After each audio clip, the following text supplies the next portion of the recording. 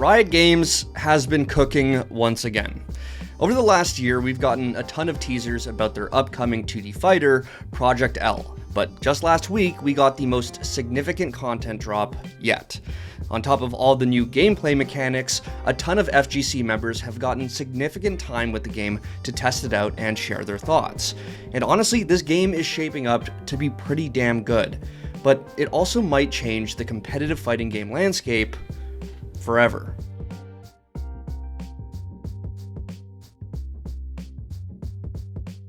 Okay, so I know it seems like I'm just another one of the FPS guys around here, but I'll have you know I'm bad at so many other types of games too. Especially fighters. Anyway, over the last year, we've gotten a pretty slow drip feed of information about Riot's in-development fighter, codenamed Project L. Now, what we already knew is that it's a tag-based fighter set in the League of Legends universe and is being developed by some OGs in the FGC. But last week, Riot dropped some videos that gave us way more details about the game, including footage of full matches. The biggest piece of news is that Project L isn't just a Marvel v Capcom style tag team versus fighter, but one with a 2v2 team mode. This means that teams of 2 players can face off together in the same match, with each player piloting a single champion. So we're building a game where you can play with your friends, as well as against them. Games like Street Fighter Cross Tekken have had 4-player tag game modes in the past, but it's never been done for a versus game like Project L. Basically, just like in regular 1v1 matches, each team gets 2 champions. The difference in this game mode is that each champion is controlled by a separate player. The active player chooses when to tag in their partner, but the player on the sidelines is the one who chooses when to use their assist moves. This means communication is going to be super important for success in Project L, which is a skill that's never really been tested in fighting games before. The person who's not playing controls the burst. So there was moments where I was playing with someone and I'm not gonna name names, but I'm elbowing them over and over like, hey, I'm getting hit, please burst, please save me, burst, Romola, burst. And she she didn't do it. The other major new mechanic that Riot showed off is the fuse system. Fuses allow you to select a buff that you and your partner can then take into a match. Some provide straightforward damage buffs, while others give you access to new mechanics, like back-to-back supers. Now, fuses aren't a brand new idea. They have a lot of similarities to Street Fighter Cross Tekken's gem system and grooves from Capcom vs SNK 2. The point is, for the most part, fuses give you access to these similar mechanics found in other versus games. For example, those back-to-back supers are just delayed hyper combos from Marvel vs Capcom. But having access to a specific fuse at a certain moment could completely change the way you play the game. And hopefully in the future, it leads to massive differences between team compositions. And already so far, we've seen 4 different fuses. Double Down, which lets you do those back-to-back supers, 2x Assist, which lets your teammate act twice every time you call them, Fury, which gives you a damage boost on low health, and Freestyle, which lets you tag out a character twice per combo instead of just once. The devs suggest that there will be many more in the future, and experimenting with different combinations of fuses and teams can unlock new depths to the game. Almost. All right, come in. Okay. There we go. Next to all that, Riot also let several pros and content creators get their hands on the game for a couple days. Leffen, Justin Wong, Maximilian Dude, and plenty more were given access to the game to make content and generally just try to break it. And so far, their reactions have been pretty damn positive. I can't wait for what this does to the fighting game community. I'm so excited. I think this game would have been a must play for most people, even if it was just, a basic game that no one really was that excited about.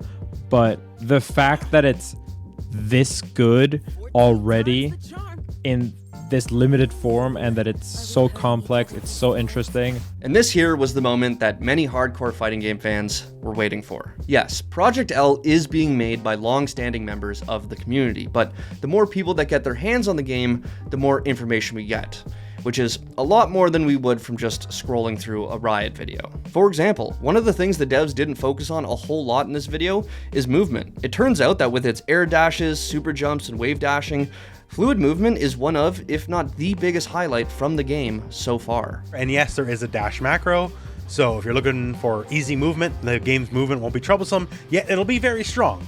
The game's all about movement, so that's really good. Okay, although it is still very early, it does seem like Project L is shaping up to be damn good fun.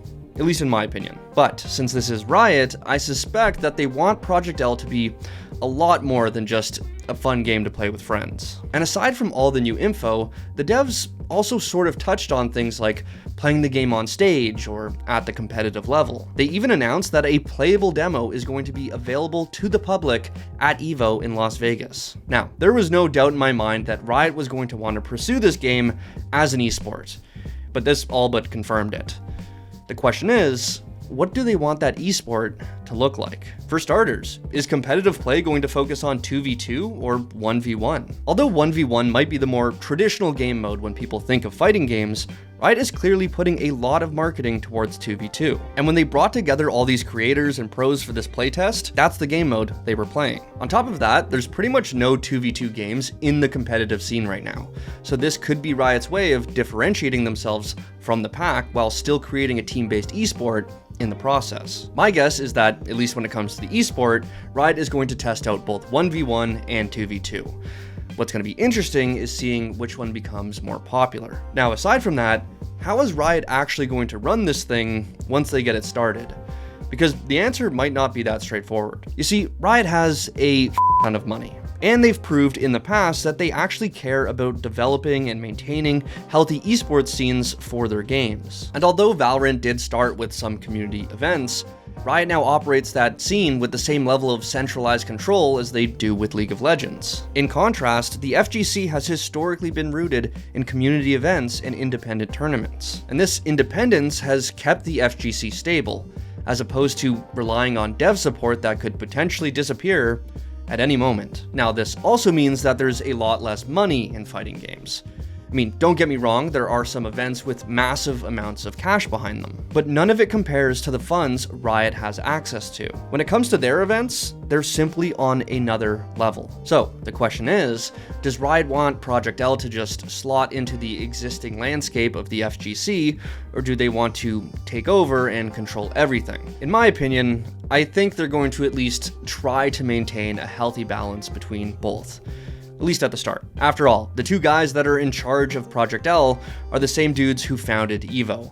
So I find it unlikely that they'd let Riot take over the FGC with this game. Listen, the FGC has a long-running fear of devs exercising a bit too much control over their scene. People feel very strongly about keeping things grassroots, and they usually only reach out to the devs when they need some money kicked into the prize pool. But with Project L being made by people that have been connected to the scene for so long, I have high hopes that they're going to stay true to the core values of the FGC and potentially bring the genre to an even wider audience.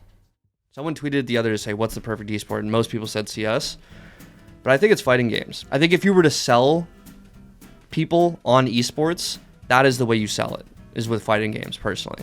Like if I were to show my parents, they'd be like, I don't know what the is going on in Valorant. I don't know what's going on in the League. But if I showed them a fighting game, it would click for them, I think.